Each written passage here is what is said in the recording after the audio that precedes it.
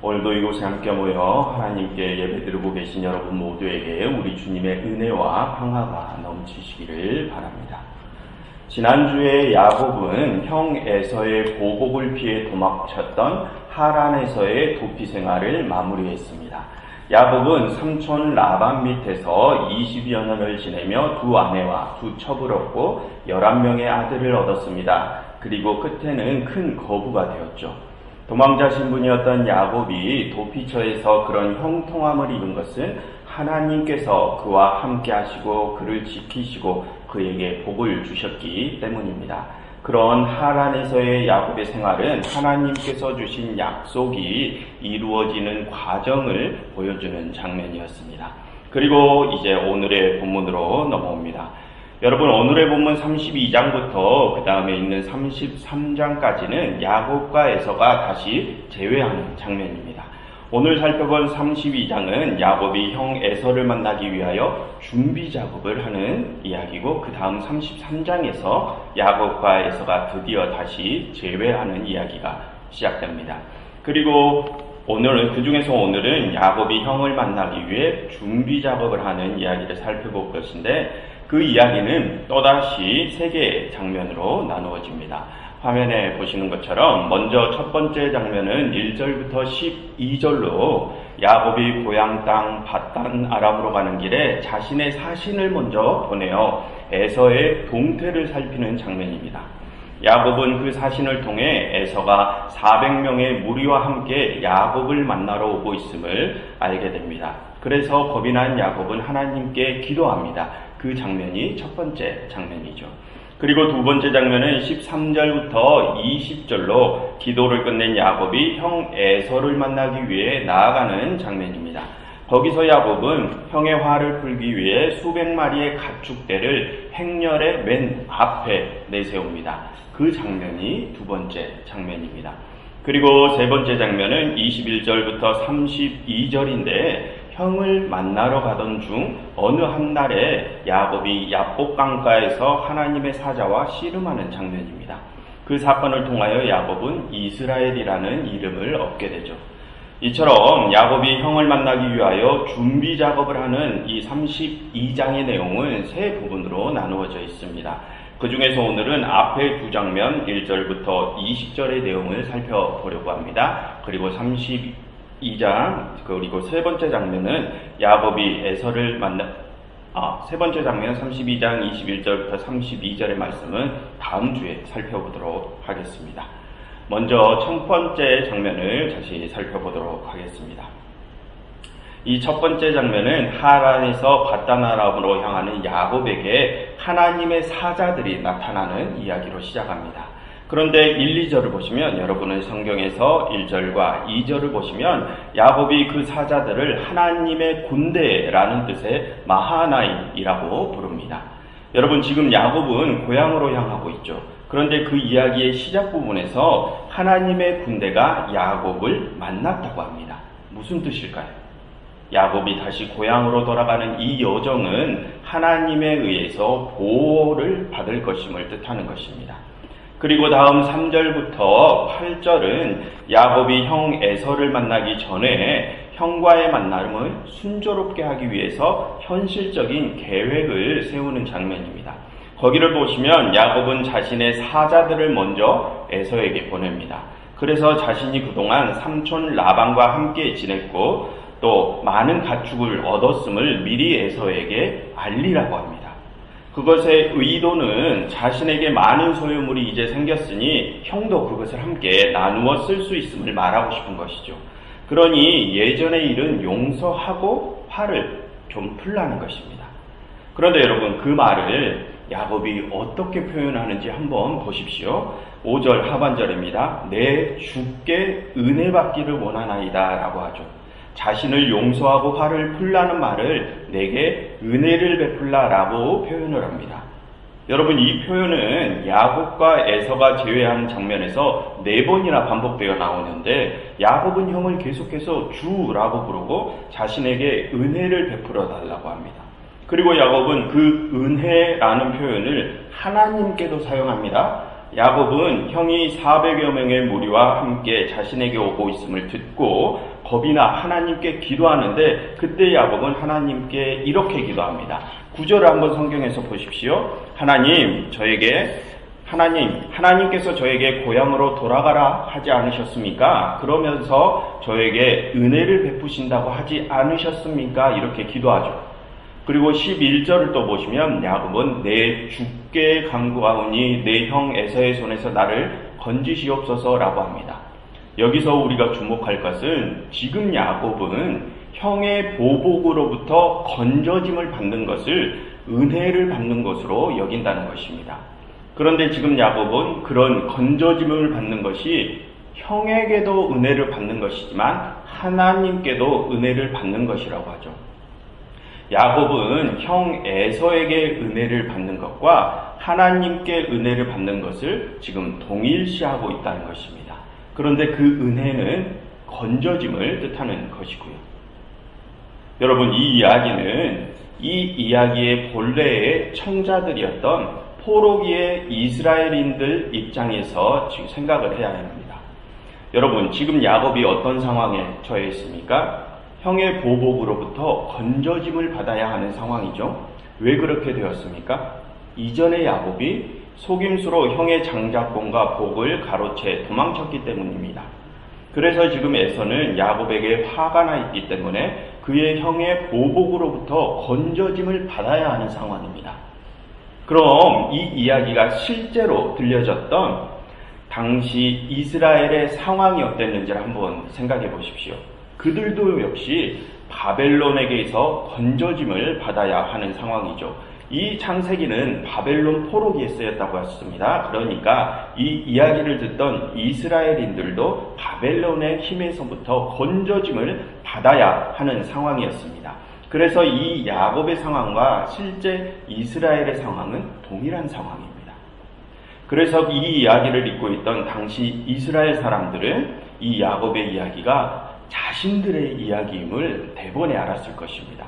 그러니 우리도 역시 그 이스라엘의 입장에서 이 이야기를 들어야 함을 미리 말씀을 드립니다. 그러면 여러분, 그러한 시각을 가지고 이제 이 야곱이 형 에서를 만나는 장면을 한번 생각해 보십시오. 지금 이 야곱은 형을 만나려고 하고 있습니다. 그런데 이 이야기는 야곱이 형 에서를 만나는 그 이야기만을 하려는 것이 아니라 야곱이 하나님을 만나는 이야기도 함께 하려고 합니다. 여러분, 아까 야곱은 고향 땅으로 향하는 그 여행길의 초입에서 하나님의 사자들을 만났었죠. 그리고 그 후에 야곱은 형 에서를 만나기 전에 누구를 먼저 형에게 보냈습니까? 자신도 자신의 사자들을 형에게 보냈습니다. 한 이야기에서 하나님의 사자들과 야곱의 사자들이라는 사자들에 대한 이중적인 진술이 나옵니다. 그와 같은 사자들에 대한 이중적인 진술은 야곱이 에서를 만나는 상황과 야곱이 하나님을 만나는 상황은 서로 분리될 수 없음을 의미합니다. 하나님의 만남과 에서의 만남은 하나로 엮여 있다는 것이죠. 그것을 기억하시면서 다음 내용을 들어보시기 바랍니다. 아무튼 지금 야곱은 형이 400여 명의 무리와 함께 있음을 듣고 두려워서 하나님께 기도합니다. 그런데 그것은 말씀드렸듯이 이전에 야곱이 속임수로 형의 장자권과 복을 빼앗아 도망쳤기 때문입니다. 여러분, 이것은 지금 야곱이 자신의 잘못을 인지하고 있음을 의미합니다. 여러분, 6절을 한번 보십시오. 성경에서 6절을 보시면 미리 에서를 만나고 돌아온 야곱의 사자는 야곱에게 그저 에서가 400명의 무리와 함께 있다고만 전했습니다. 그 400명이 군사들이라고 말한 것이 아니죠. 그런데 7절에서 야곱은 어떤 반응을 보입니까? 지레 겁먹고 심히 두렵고 답답하다고 합니다. 도둑이 재발을 저린 격이죠. 여러분, 지금 에서는 아무런 행동도 취하지 않았습니다. 그런데 야곱은 스스로 두려운 것입니다. 그럼 그것이 무엇을 의미합니까? 야곱은 자신의 잘못을 인정한다는 것입니다. 그리고 이것을 반대로 말하면 지금 만약 에서가 야곱에게 정말로 화가 나 있는 상태라면 그것은 정당한 분노임을 뜻합니다. 우리는 오늘의 본문에서 이 부분을 또 기억하고 있어야 합니다. 야곱은 자신의 잘못을 인정한다는 것과 만약 에서가 정말로 분노하고 있다면 그것은 정당한 분노임을 말입니다. 아무튼 그래서 야곱은 하나님께 기도하죠. 자신의 힘으로는 이 상황을 순조롭게 해결할 수 없음을 알았나 봅니다. 그래서 야곱은 자신의 능력 이외에 다른 힘을 필요로 합니다. 그런데 그 힘이 무엇이라고 했습니까? 하나님의 은혜라고 했습니다. 지금 야곱은 하나님의 은혜가 필요한 상황입니다. 그리고 다음 13절부터 20절 두 번째 장면을 보겠습니다.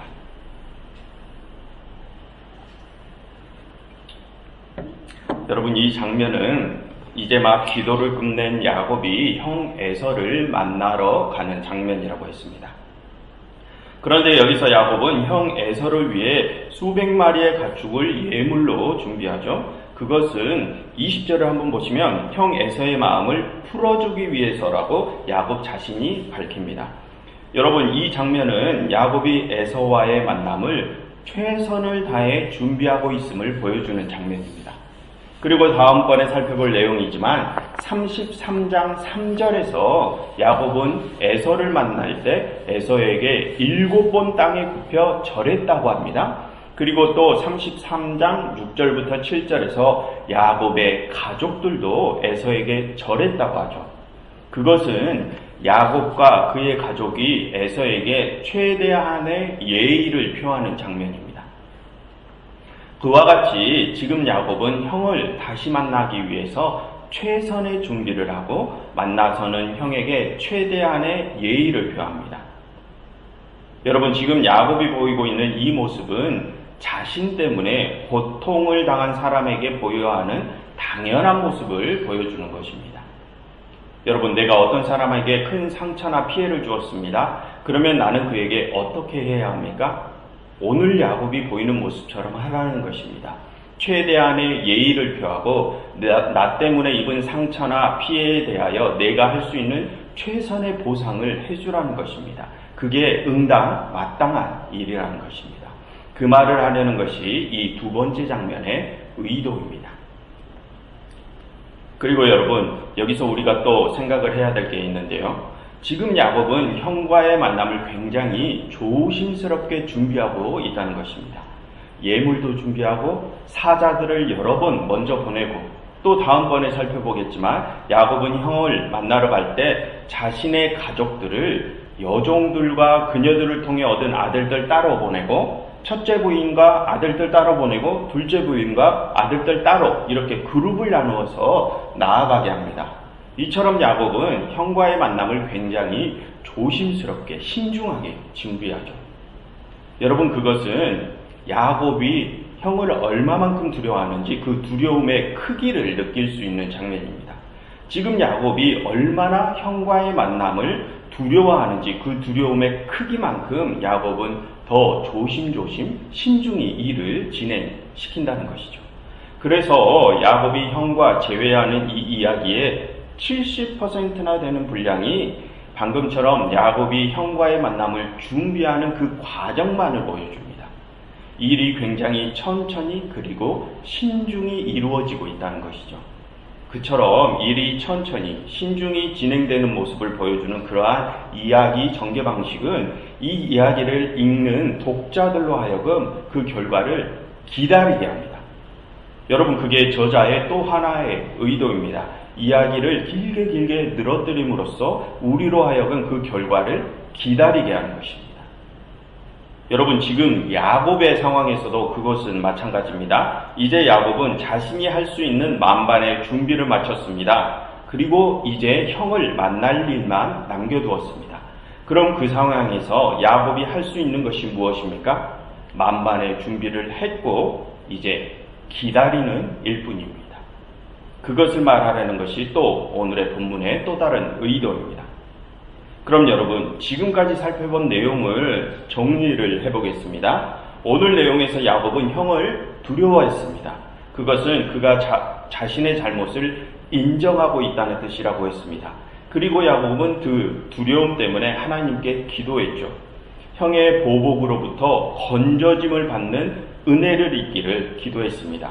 그리고 기도를 마친 후 그는 자신이 할 수 있는 최선의 준비를 따로 했습니다. 여러분 혹시 여기서 오해가 있을까봐 말씀을 드리는데요. 그럼 이전에 아브라함과 사라가 자신들의 노력으로 이스마엘을 가졌던 그런 상황은 아브라함과 사라가 올바른 준비를 했던 것이 아니냐 이렇게 오해를 할 수 있습니다. 그런데 그것은 올바른 준비가 아니었습니다. 왜냐하면 그것은 하나님께서 그 이스마엘을 약속하신 것이 아니기 때문입니다. 그들은 하나님의 뜻에 반하는 방법으로 아들을 얻으려고 했었죠. 즉 우리가 해야 할 준비는 하나님의 뜻 안에서 해야 한다는 것입니다. 그리고 또 말씀드릴 것은 우리가 하나님께 무엇을 간구할 때는 기도 후에 우리가 할 수 있는 일을 최선을 다해 준비해야 한다는 것입니다. 여러분 오늘 야곱은 하나님께 기도하고 그저 가만히 있었던 것이 아니고 최선을 다해 자신이 할 수 있는 준비를 했었죠. 우리도 그래야 한다는 것입니다. 기도하고 가만히 기다리고만 있는 것은 은혜를 구하는 자의 태도가 아니라는 것이죠. 은혜를 구하는 자는 자신의 입장에서 할 수 있는 최선을 다하는 것이 응당한 태도라고 아까 말했었습니다. 여러분 그것을 꼭 기억하시기를 바랍니다. 아무튼 야곱은 자신의 잘못을 인정하고 하나님께 기도하고 자신이 해야 할 일을 했습니다. 그리고 이제 야곱이 해야 할 일은 무엇입니까? 기다리는 것입니다. 그것이 오늘의 본문의 주된 내용들입니다. 그런데 여러분 아까 전에 말씀드렸습니다. 오늘의 본문은 포로기 이스라엘의 상황에서 생각을 해야 된다고요. 그럼 여러분 그렇게 생각할 때 오늘의 본문이 말하고자 하는 메시지가 무엇일까요? 여러분 지금 이스라엘이 포로 생활을 하는 것이 누구 때문입니까? 직접적인 잘못은 당연히 바벨론 제국의 잘못이 있죠. 하지만 여러분 구약 성경을 전체적으로 보면 성경은 그 포로 생활의 근본적인 원인을 이스라엘 자신들에게서 찾습니다. 여러분 이스라엘은 원래 아브라함이라는 한 뿌리에서 시작했었죠. 그리고 이삭과 야곱을 거쳐 12지파로 나누어지게 됐습니다. 그리고 그 12지파가 가나안 땅에 입성을 합니다. 그리고 그곳에서 이스라엘이라는 나라를 세우죠. 그런데 그 나라를 세우고 난 뒤에 어떻게 됩니까? 한 뿌리를 가진 12지파들이 서로 패를 나누어 싸웁니다. 그래서 결국 나라가 북이스라엘과 남유다로 나누어지게 되죠. 그래서 여러분 열왕기 상하 열왕기는 그 분단의 원인을 솔로몬의 부패와 배교 행위로 내세웁니다. 그리고 성경을 전체적으로 보면 이스라엘의 전체적인 부패와 각 지파 간의 이권 다툼을 그 분단의 원인으로 내세우죠. 그래서 그 분단 이후로 이스라엘은 급격히 힘을 상실하고 아수르와 바벨론에 의해 패망한다고 합니다. 즉 성경이 말하고자 하는 요지는 당시 자신들이 포로 생활을 하는 상황은 자신들 스스로에게 원인이 있음을 말하고자 하는 것입니다. 그럼 여러분 오늘 본문이 당시 포로 생활 중에 있던 이스라엘인들에게 하고 싶은 말이 무엇일까요? 이스라엘, 우리의 잘못이 무엇인지를 생각해 보자는 것입니다. 우리는 그것을 알고 있다는 것입니다.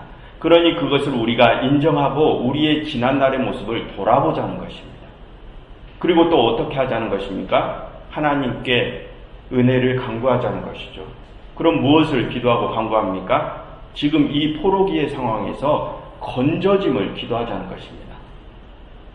그럼 여러분, 포로 생활에서의 건져짐은 누구로부터의 건져짐을 뜻합니까? 바벨론으로부터의 건져짐을 뜻합니다. 그런데 그것은 동시에 하나님으로부터의 건져짐도 뜻하는 것입니다. 여러분, 아까 야곱은 형 에서에게 건져짐을 받는 것을 하나님께 건져짐을 받는 것과 동일시한다고 하지 않았습니까? 그래서 그 상황에서 야곱이 건져짐을 받는 것은 하나님께 은혜를 받는 것이라고 했습니다. 그것과 같은 이치입니다. 이스라엘은 바벨론으로부터 건져짐을 받아야 하나 그것은 하나님의 은혜가 필요한 것입니다.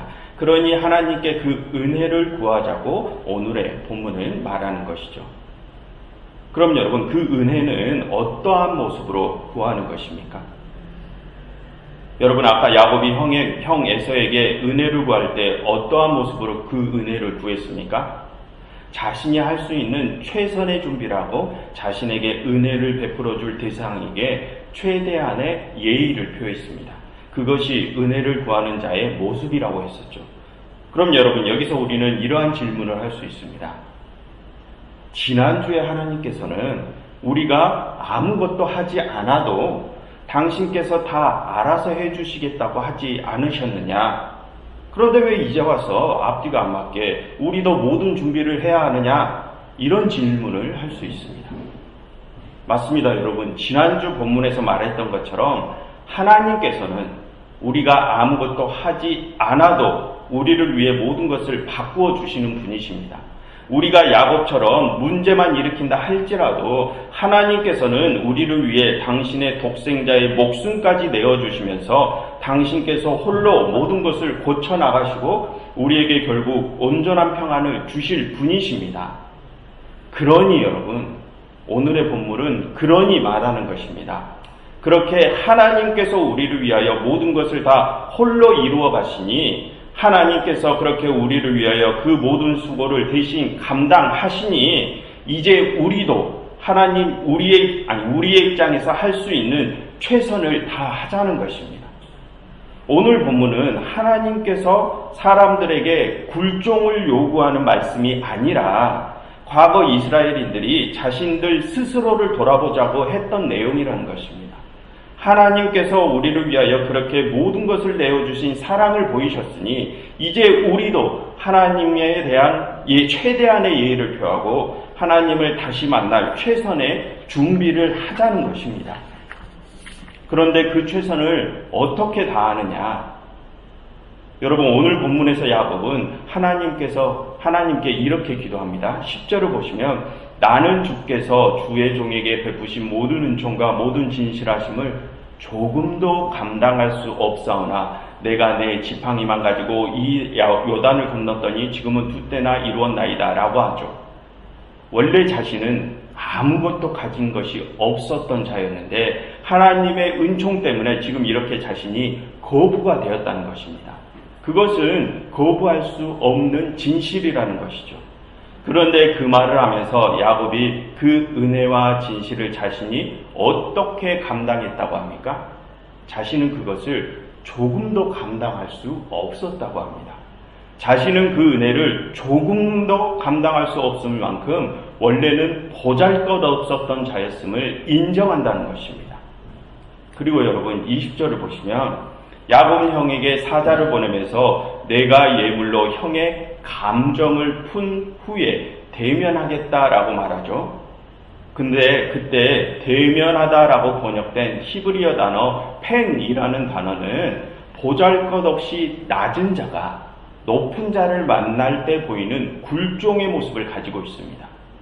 그리고 여기서 또 감정을 풀다라는 의미를 가진 히브리어 카파르라는 단어는 속량하다, 죄를 속량하다라는 의미를 가지고 있고요.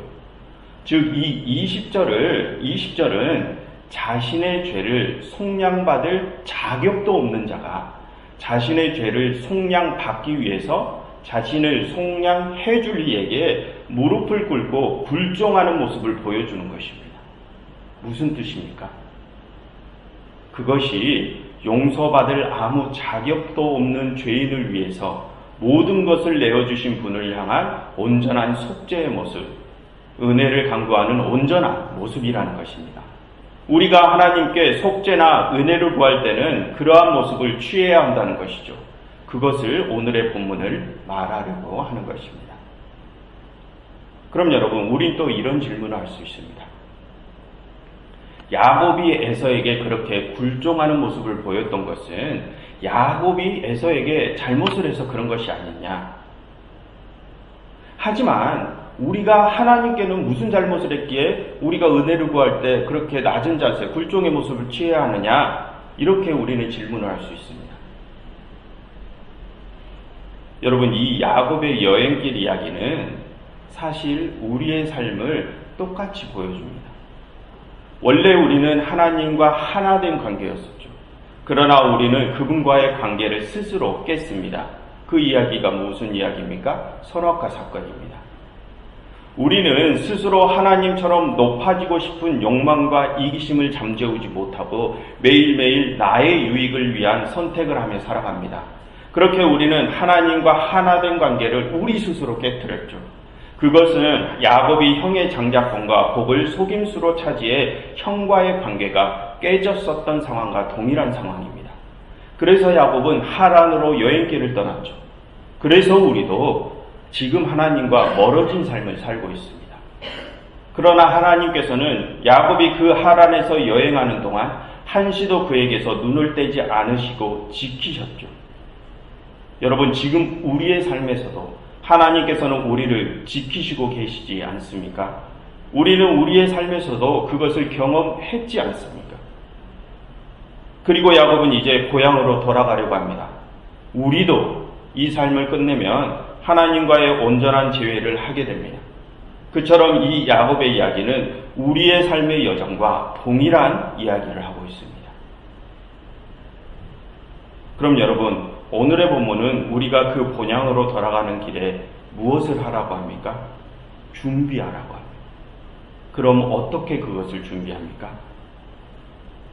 여러분, 하나님께서는 죄인인 우리를 아무런 조건 없이 그냥 만나주시죠. 그러나 죄인인 우리의 입장에서, 용서받을 자격도 없는 입장에서 우리에게 모든 것을 내어주시는 분을 만나는데 그냥 만나서야 되겠습니까? 준비해야죠. 나의 잘못을 돌아보고 나의 잘못을 인정하고 내가 할 수 있는 최대한의 예를 표하며 내가 할 수 있는 최선을 다해 준비해야죠. 그게 우리를 위하여 당신의 친아들의 목숨을 내어주신 분에 대한 응당한 모습 아닙니까? 자격 없는 자의 삶에 함께하여 주시고 모든 것을 다 바꾸어 주신 분에게 그렇게 우리가 무릎을 꿇는 모습을 보이는 것이 우리가 그분에게 보여야 할 당연한 모습 아닙니까? 그리고 나서 우리는 기다리는 것입니다. 죄인인 우리에게 나를 건져내달라, 나를 건져내라 요구할 당연한 권리가 있는 것이 아닙니다. 매일 죄를 짓는 우리는 아무런 자격이 없는 자들입니다. 그런 입장에서 우리가 할 수 있는 것은 내가 할 수 있는 최선을 다하여 준비하고 구원을 간구하고 그저 하나님의 구원하심을 기다리는 것뿐입니다. 여러분, 지금 우리는 이 세상을 살고 있지만 동시에 하나님을 다시 뵐 준비를 하는 시간을 보내고 있습니다. 그 준비의 시간에 내가 얼마나 하나님과의 만남을 신중히 준비하는지를 살피십시오. 지금 내가 그 만남을 준비하는 그 모습이 내가 얼만큼 하나님을 경외하는지를 보여줍니다. 야곱이 자신의 두려움의 크기만큼 에서와의 만남을 신중히 준비했던 것처럼 말입니다. 여기서 경외하다는 말의 의미가 두려움과 떨림으로 하나님을 대면하는 모습을 뜻합니다. 그러니 내가 하나님을 경외하고 사랑하는 만큼 그분을 만날 준비도 철저히 준비하십시오. 우리를 구원해 주실 분에게 최대한의 예를 갖추시고 최선으로 그분과의 만남을 준비하십시오. 그 준비는 그분의 뜻대로 이 세상에서 우리가 서로 사랑하며 사는 삶입니다. 그러니 그 사랑으로 하나님과의 만남을 잘 준비하셔서 정말로 여기 계신 우리 모두가 하나님과의 온전한 재회를 다시 할 수 있기를 간절히 바랍니다. 기도하겠습니다. 저희에게 모든 것을 내어주신 하나님, 저희의 죄를 용서하여 주시고 저희를 받아 주시옵소서. 예수 그리스도 이름으로 기도드렸습니다.